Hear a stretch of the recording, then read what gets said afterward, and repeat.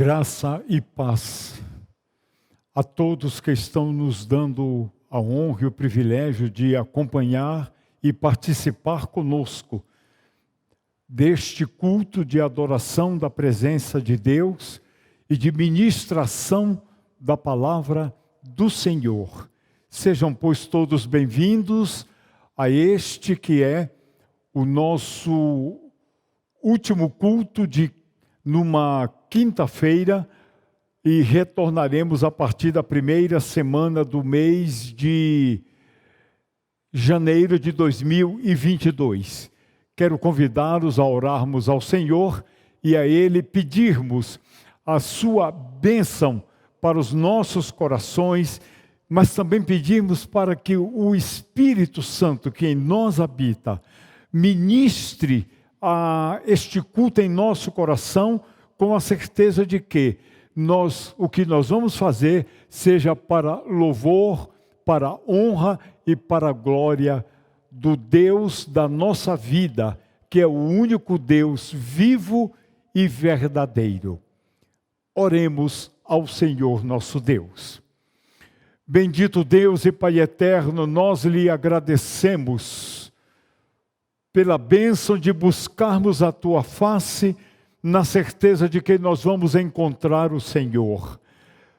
E este encontro é para que nós lhe oferecemos o culto que preparamos pelo reconhecimento que Tu e somente Tu, Senhor, és o único Deus vivo e verdadeiro que busca entre nós os verdadeiros adoradores, aqueles que Te adorem em espírito e em verdade.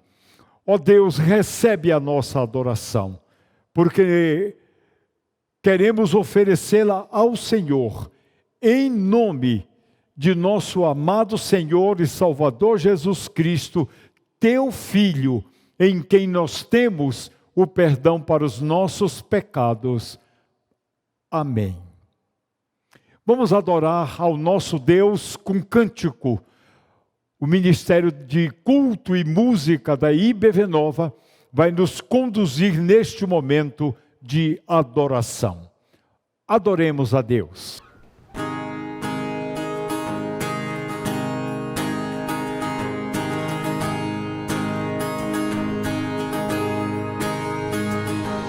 Bem antes de tudo existir, antes de criar o céu e o mar, Deus o Pai já escreveu a sua história de amor por todos nós. Ele nos encheu de graça para relembrarmos sempre, fomos feitos para adorá-lo, para vivermos seu amor, trouxe-nos liberdade e perdão. Nós entregamos o que somos nas tuas mãos, pois teu querer para nós é o melhor, pois somos teu Senhor.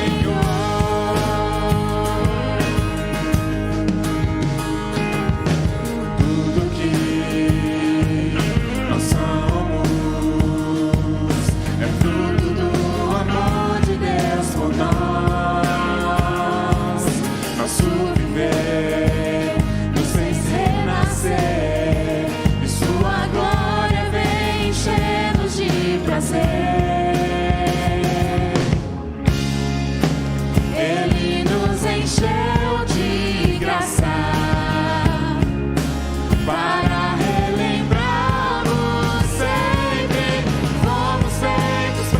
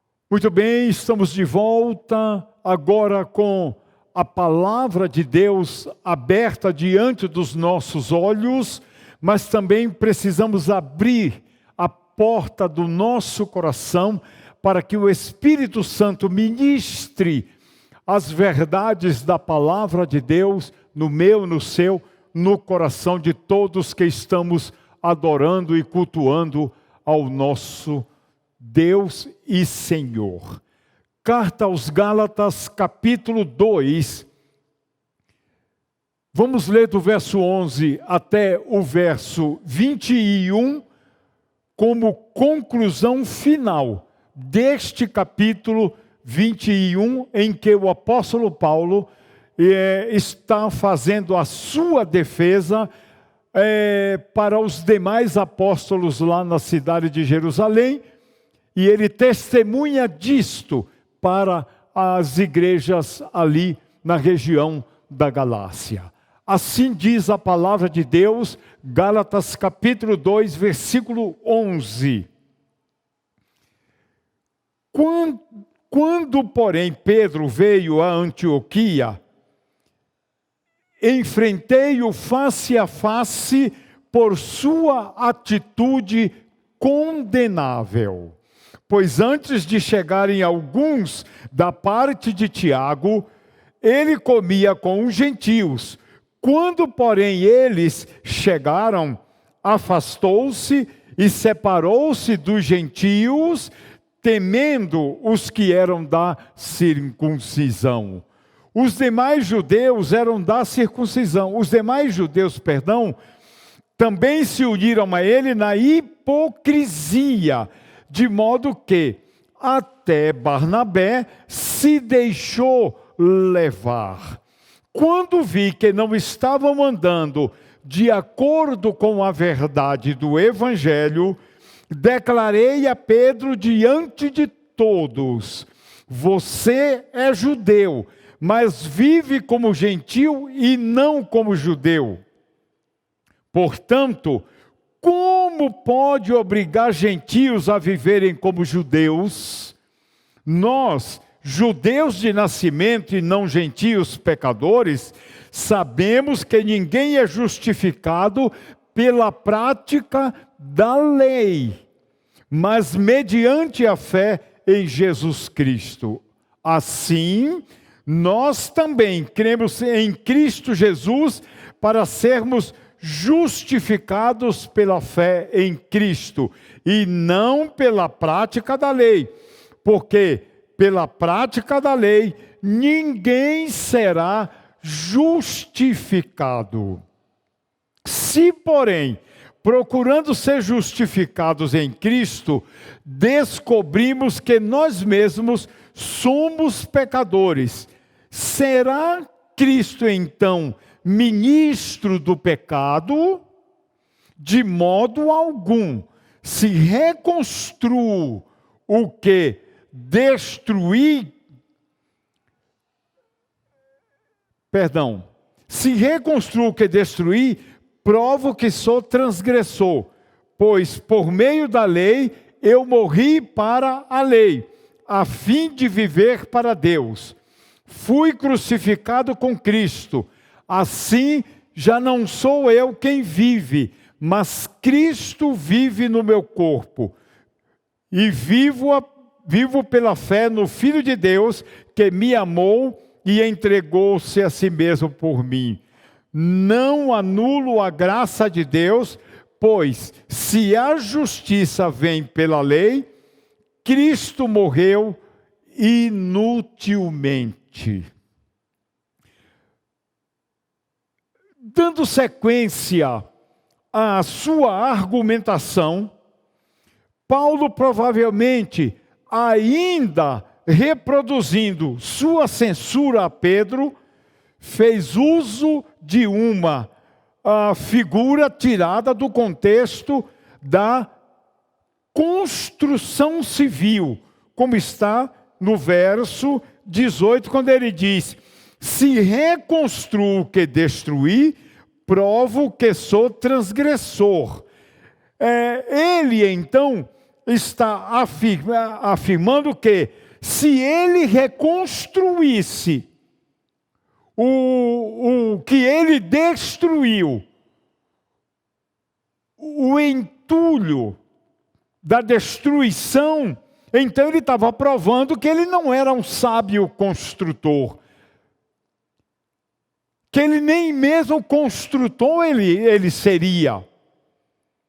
O significado disso é muito, muito simples.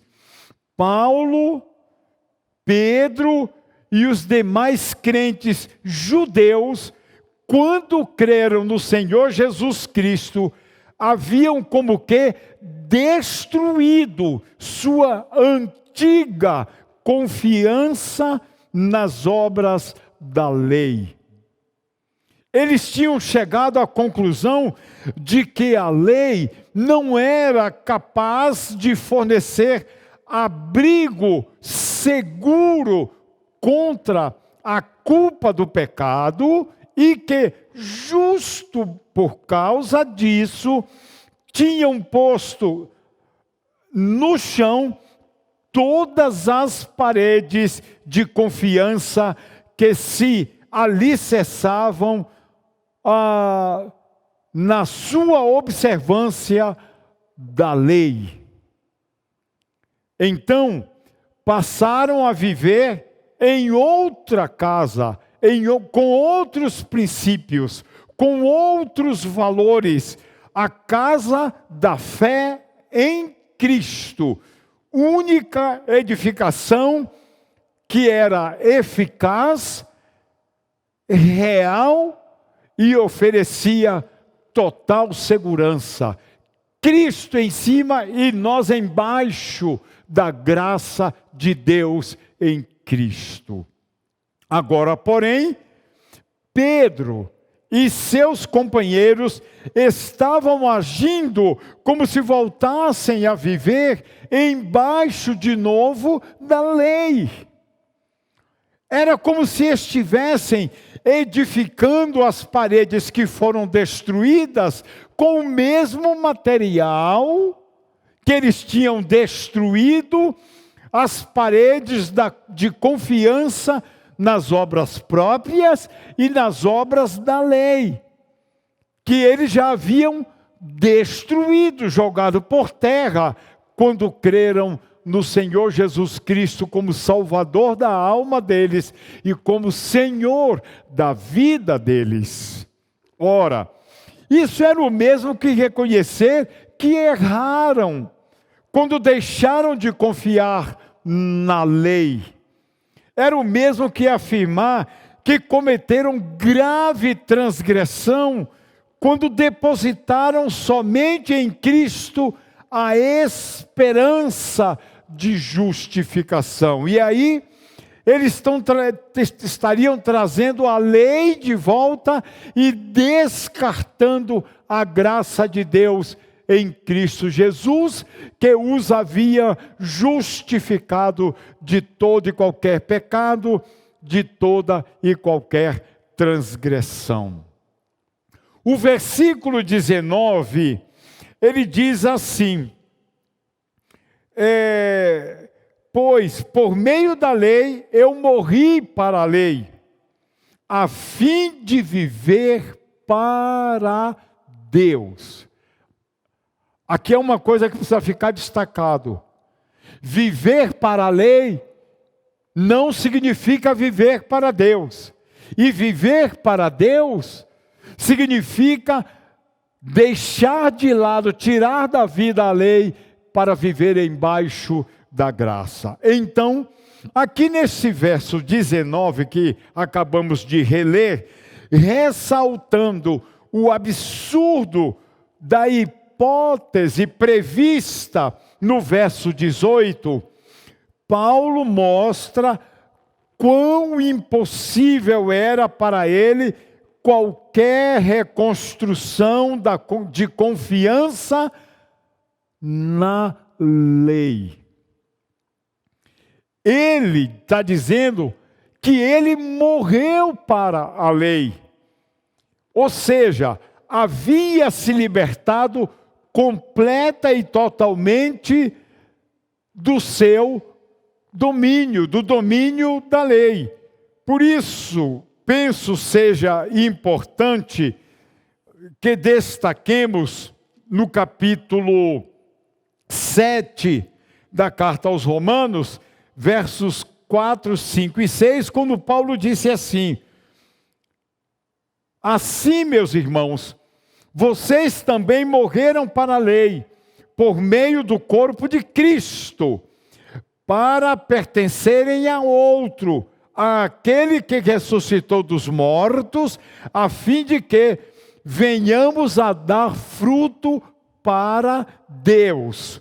Pois quando éramos controlados pela carne, as paixões pecaminosas, despertadas pela lei, atuavam em nosso corpo, de forma que dávamos frutos para a morte.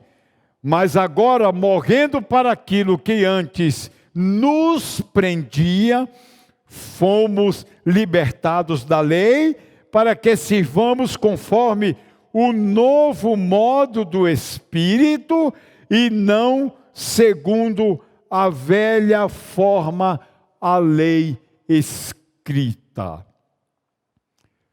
Isso acontecera por meio da própria lei, que lhe mostrara, quando ainda tinha sob seu domínio, quão incapaz era de livrar do pecado, posto que tão somente o realçava e dava à nossa malícia até o estímulo mais forte ainda, ou seja, a lei, ela realçava o quanto éramos maliciosos. A malícia embaixo da graça, ela perde sua força, para nos mostrar, perdendo a força, para nos mostrar que estamos embaixo da nova lei, que é a lei do Espírito Santo, que nos traz a vida. Nesse sentido, foi que a própria lei que encorajou Paulo a abandonar a confiança nela, porque ela era impotente. Morto então para os preceitos da lei, e dessa forma, livre dos profundos fardos, Paulo passou a viver para Deus. E aí, ele pretende deixar isso muito fortemente claro, ao dizer e explicar o significado da expressão viver para Deus, e ele explica isso em Gálatas 2:20, dizendo: fui crucificado com Cristo, e vivo não mais eu, mas Cristo vive em mim. E a vida que eu agora vivo no corpo, vivo-a pela fé no Filho de Deus, que me amou e entregou-se a si mesmo por mim. O meu corpo não está mais escravo da lei. O meu corpo, por causa da graça de Deus, foi liberto do poder da lei para viver embaixo do poder do Espírito Santo. Num dos versículos mais tocantes de todo o Novo Testamento, Paulo diz que morreu para a lei ao unir-se com Cristo na crucificação. E aí, Paulo diz: eu fui crucificado com Cristo. Assim já não sou eu mais quem vive, mas Cristo vive em mim. E a vida que eu agora vivo na carne, vivo na fé do Filho de Deus, o qual me amou e entregou-se a si mesmo por mim. Essa era uma forma viva de dizer que morreu para a lei ao apropriar-se dos benefícios advindos da morte com Cristo na cruz. Assim, estar crucificado com Cristo é prender-se à cruz pela fé e assim morrer para a velha vida com seus padrões e com suas crenças vãs, inúteis. Vejamos, portanto, uma declaração que está registrada na carta aos Gálatas, capítulo 6, versículo 14. Olha só esta declaração. Gálatas 6,14. Quanto a mim, que eu jamais me glorie, a não ser na cruz de nosso Senhor Jesus Cristo, por meio da qual o mundo foi crucificado para mim e eu para o mundo. Lembremos que essas palavras que acabamos de ler, provavelmente ainda compõem a admoestação que Paulo dirigiu a Pedro, que com seu procedimento revelara um modelo diferente de vida. Paulo prossegue explicando, ainda no verso 20, o sentido da expressão viver para Deus, declarado ali no versículo 19. Ele diz que, além de estar morto para o antigo estilo de vida, baseado na confiança que ele tinha na lei, tem agora o seu eu, a sua alma, o seu coração, totalmente dominado por Cristo, que fez no coração dele um trono e assentou-se no trono do coração da vida de Paulo. E aí ele diz, já não sou mais eu quem vive, mas Cristo vive em mim. Isso é maravilhosíssimo. É isso que acontece verdadeiramente com todos que efetivamente pela fé creram no Senhor Jesus Cristo,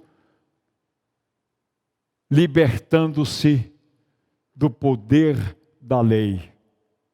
Lei completamente inútil para fazer o que só o verdadeiro Evangelho de Cristo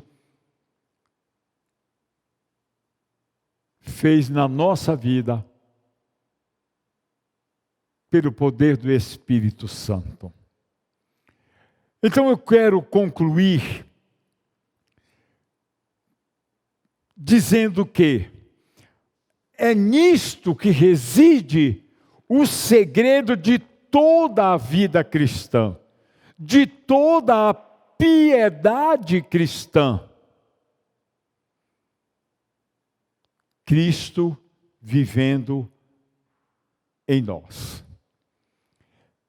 Esta não consiste de obediência exterior a qualquer tipo de regra, como ensinavam os mestres legalistas ali nas igrejas da Galácia, mas sim de um deixar-se dominar totalmente por Cristo, e isso de tal maneira, de tal modo, de tal forma, que o nosso eu desapareça, inundado por toda a onda de um caráter transformado e santificado pelo Espírito Santo numa vida que passou a viver única e exclusivamente embaixo da graça de Deus. Veja aí na sua Bíblia o que está escrito no capítulo 5 da carta de Gálatas, versículo 24. Lá diz assim: os que pertencem a Cristo Jesus crucificaram a carne com as suas paixões e seus desejos. Essa vida crucificada implica morte para os padrões inúteis antigos. Essa vida implica a renúncia do próprio eu. Jesus já tinha feito esta proposta: se alguém quiser vir após mim, negue-se a si mesmo, tome dia a dia a sua cruz e siga-me. Essa vida que pertence agora a Cristo é uma vida que consiste na construção de um viver progressivo da vida em Cristo. Cristo reinando em nós. E isso só é possível pela fé no Filho de Deus. Não há espaço nela para a confiança nas obras da lei, nas obras pessoais ou nas obras da carne. Aliás, admitir como Pedro dera a entender que a justiça vem pela lei. Seria o mesmo que anular a graça de Deus e afirmar completa e totalmente a inutilidade do sacrifício de Cristo. Encerramos finalmente lendo Gálatas 2, verso 21.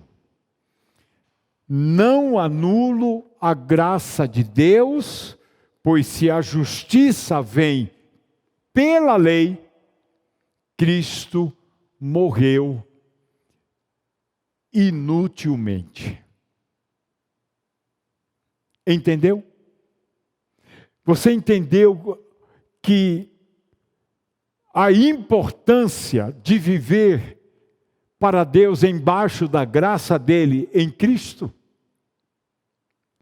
Essa é a grande tese que Paulo defende para com as igrejas da Galácia que estavam abandonando a graça para voltar a viver embaixo da lei. E Paulo diz: isso é um retrocesso total. Isso é um absurdo total. Em resumo, isso anula a graça e o sacrifício de Cristo na cruz. Vamos cantar adorando a Deus com mais uma música. Cantemos.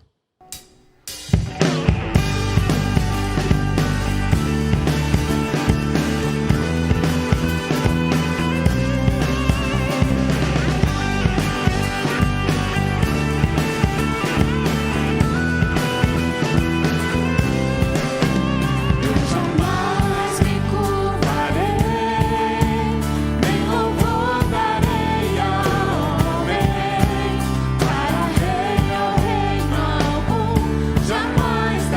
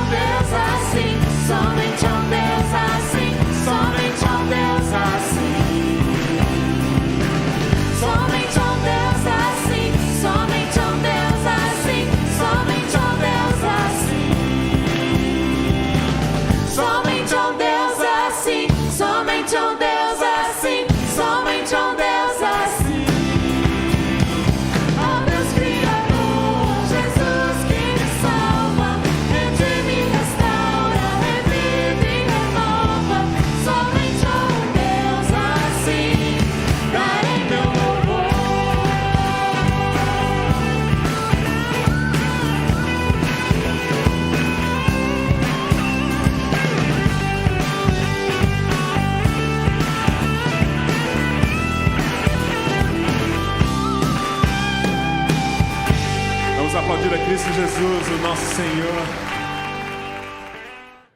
Então, agora voltando, vamos para os nossos momentos de oração, que eu quero sugerir a você, sejam eles inteiramente de gratidão. Estamos encerrando praticamente um segundo ano embaixo de uma pandemia. Uma pandemia que não foi tão forte o suficiente para inviabilizar a nossa vida, inviabilizar a nossa fé, inviabilizar a vida da nossa igreja e o nosso testemunho. Por isso e por muitas mais razões, a graça de Deus vem agora trazer sobre nós a lembrança de que devemos, neste dia, que estamos já em pleno clima do Natal, sermos a Deus gratos por tudo e por muita coisa que o Senhor Deus fez em nós, por nós e através de nós. Tenha este momento com sua família de oração.